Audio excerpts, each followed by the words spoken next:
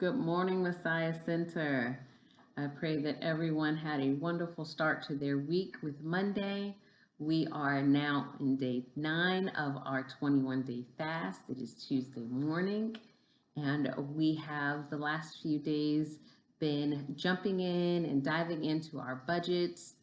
We've also been creating our savings plans and setting goals to what we can save now and then increasing that and saving more as we continue to go through this financial fast.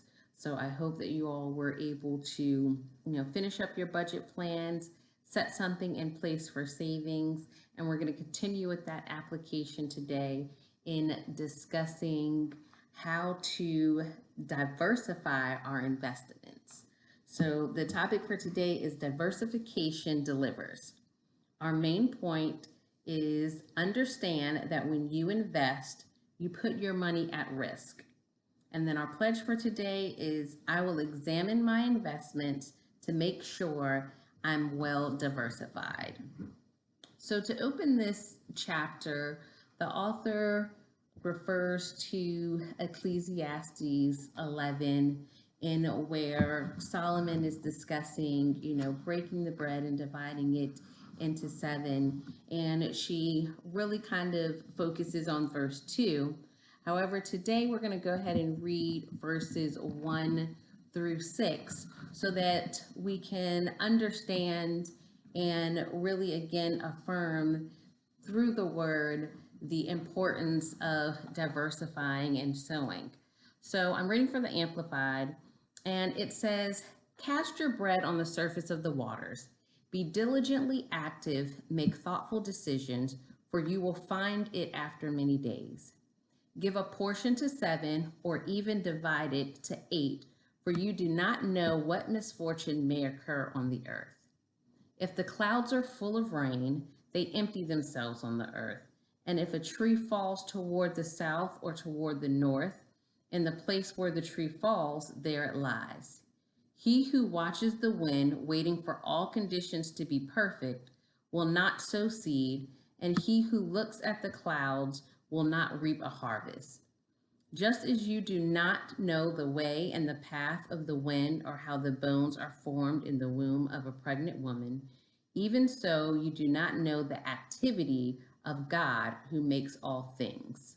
Sow your seed in the morning, and do not be idle with your hands in the evening, for you do not know whether morning or evening planting will succeed, whether this or that, or whether both alike will be good." So, in relating that to our discussion today, the author, as well as what this scripture is saying, is we can't wait for everything to be just right.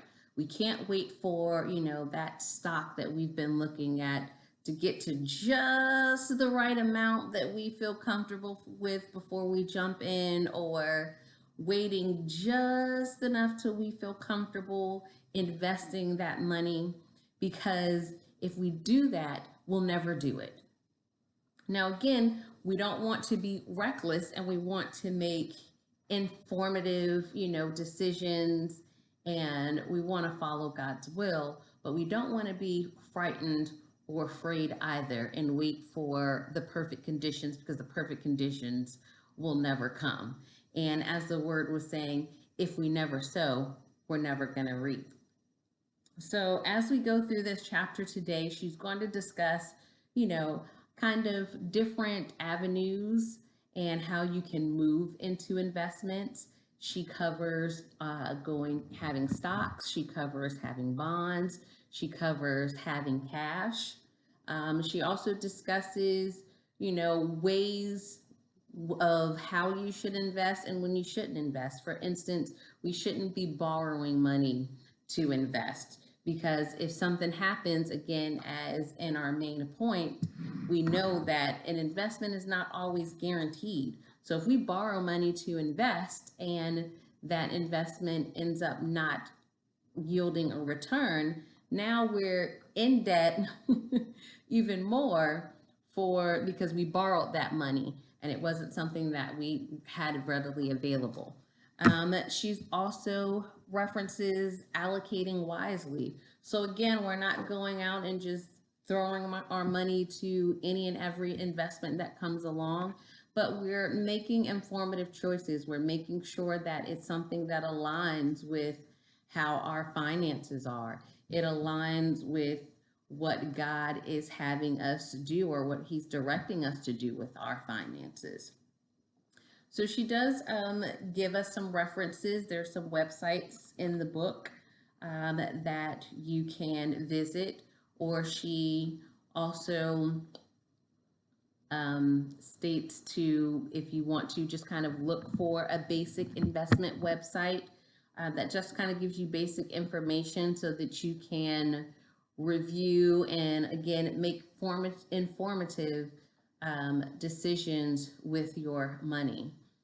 Within Our Body, I definitely recommend maybe speaking to Deacon Wayne Boston or even Evangelist Wendell Osborne.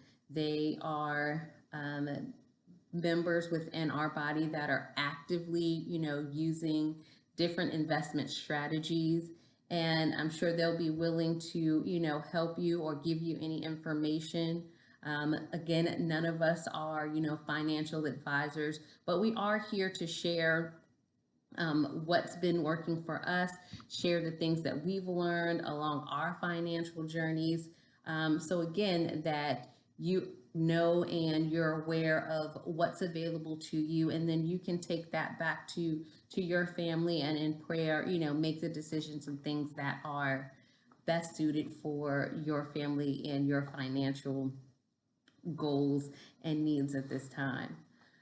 So again, we are really thankful and excited for those that have continued to participate, those who have commented and shared information with us and shared their testimonies with us. I did want to share something that we received from Sister Curry regarding, up to this point. And she just said that she's enjoying the 21-day fast and that during this time, she's been able to only spend on the essential items, and that she's also started a savings account and a budget, and she can see herself getting ahead with her finances. So she's using these techniques to get ahead and stay ahead, and she's just really thankful for the opportunity for us to be able to do this together. So we appreciate you sharing that with us, Sister Curry. Again, we have others that will be sharing, so feel free to comment, send things in.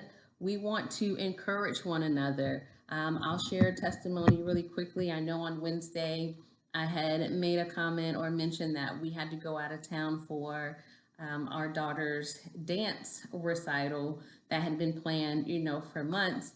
So I had packed, and we can't spend any money to, buy food. And usually when we're away, we just, kind of stop and pick up stuff here and there. But I'm thankful that for the 3 days that we were away, we left on Thursday night, we got back on Sunday night. We did not purchase any fast food from anywhere. I took food with us. I cooked in the hotel. We ate food that was provided in the hotel. Usually they'll provide like breakfast and things. So we took advantage of the foods and things that were given to us, and we didn't spend any money on any food. And if any of you know, we have 3 children, and they eat a whole lot. All of them are in activity, so I feel like they eat 24/7. So I really thank God for allowing us to stick to, this financial fast, because we easily could have said, well, we're away, this was pre-planned, it's just too much of a hassle to pack food. So I thank God for giving us the mindset and the determination to stick to it, and be able to show our children that even though we're going away, we can still commit to what we have, what God has directed us to do, and we'll be okay. So I did want to share that. And again, as we're going through these days of application and doing these budgets and creating our savings plans and looking at our investments. I encourage you all to share because, again, that's just going to strengthen your brother and your sister and encourage them. So, again, we thank you for your time today. We look forward to speaking with you on tomorrow and pray that you have a blessed day.